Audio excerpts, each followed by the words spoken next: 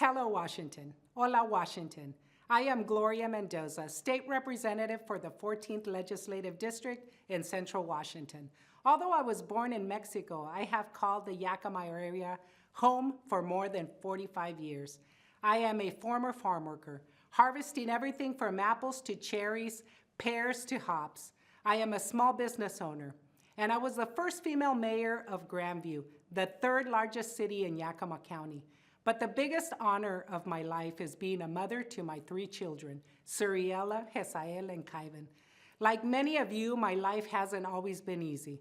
Being a farm worker isn't easy. Running a business isn't easy.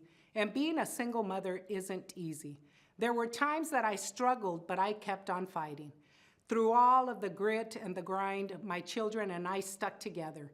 We worked hard. We fell down 7 times, and we got up 8. And eventually, we built our own American dream. I am proud to live in Washington State. Our state has given me so many opportunities and has incredible potential.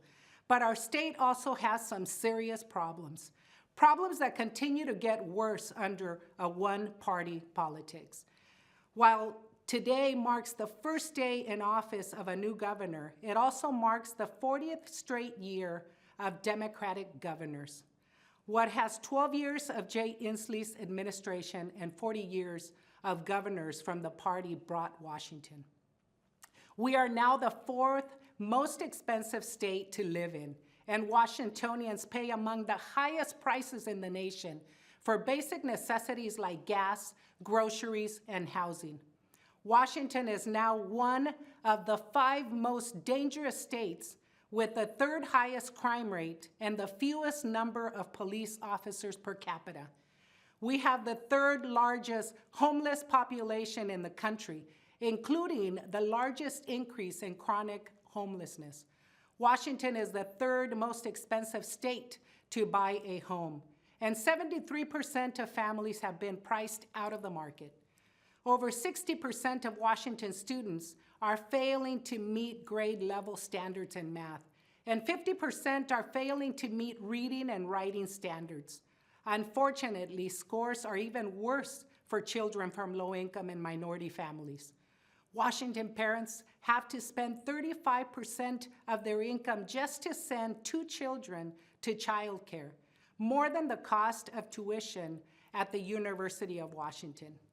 And now, even though employment, wages, the stock market, and state tax collections are rising, our state is facing an operating budget deficit as high as $10 billion. But what has all this spending achieved?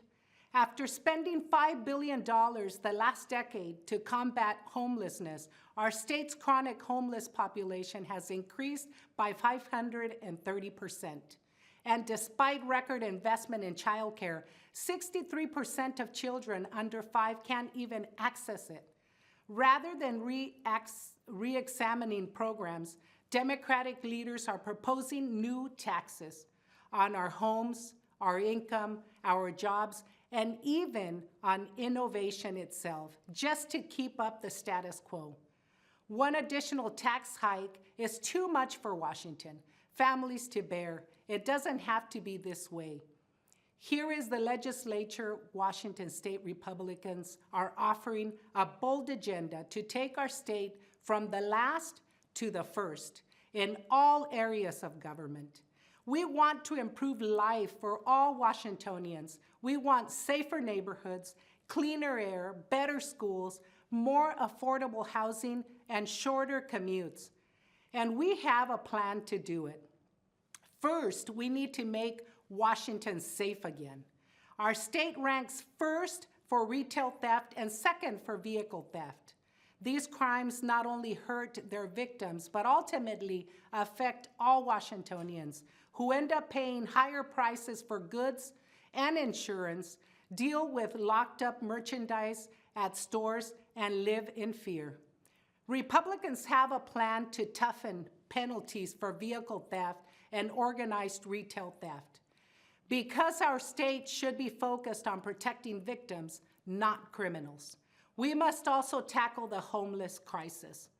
Homelessness has skyrocketed in our state, leading to widespread encampments. These encampments are hazardous to the health, hygiene, and safety of the people living in them and the communities they surround. The current strategy is not working. We need housing and treatment. Republicans want to remove homeless encampments near water, aquifers, schools, and parks. And we want to ensure that those who are unwilling to help themselves are steered into the appropriate detox or mental health facilities. Because true compassion means lifting people out of dangerous and inhumane conditions, not giving them the tools to stay there. And of course, we must address the drug crisis. Washington is an epicenter of fentanyl overdoses, but our new governor once asked the legislature to decriminalize all drugs, including fentanyl, meth, and heroin. Republicans have a plan to remove fentanyl from the streets by toughening penalties on manufacturers and dealers, while treating addiction by increasing the availability of drug treatment facilities. And we want to protect children from deadly situations by removing them from homes where caregivers are abusing fentanyl. After the destructive defund the police movement, it is time to finally fund the police. Republicans want to provide hiring and retention incentives for local law enforcement, so our state will no longer be last in the nation in the number of police officers per capita. In addition to making our community safer, Republicans also want to make Washington more affordable for working families. We want to eliminate taxes on diapers and other essentials for babies and moms. And we want to eliminate taxes on food so parents don't have to pay the state just to enjoy a quick and easy meal with their kids. Finally, we want to make our schools the best in the nation. This means they should be well-funded, but also accountable. A decade ago, Washington students ranked in the top 10 of all states for both math and reading. Despite record funding, our students are now failing math and reading at unprecedented levels and are being passed up by students in states like Idaho and Mississippi. That's why Republicans are focused on funding students, not systems.